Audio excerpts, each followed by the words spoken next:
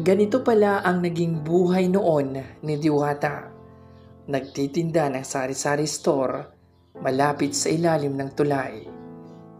Kinagiliwan noon si Diwata na nagawa pang rumampa sa presinto kahit sugatan na ito matapos masangkot sa rambulan nilang magkaibigan sa Pasay City. Ngayon, isa na siyang matagumpay ng may-ari ng pinipilahang parisan. Dumaan sa maraming pagsubok si Deo Balbuena o mas kilala ngayon bilang si Diwata. Si Diwata ay naging construction worker muna bago nag-umpisa ng maliit niyang parisan. Ayon kay Diwata, importante kasi na malusog ka lang at wala kang inaapakan na tao. Kung ano ang pangarap mo, kung ano ang gusto mo, sundin mo lang. Kung nangarap ka, gawin mo agad, aksyonan mo.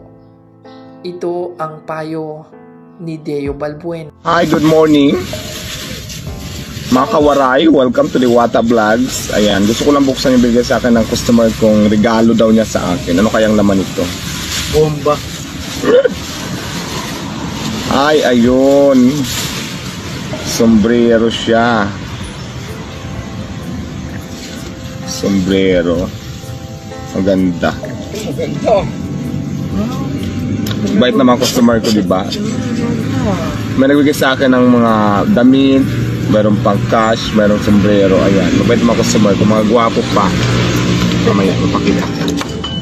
Customer ko lang sa Diwata Mini Mart. Ayun yung Mini Mart ko. Mga buwibili lang sila dito.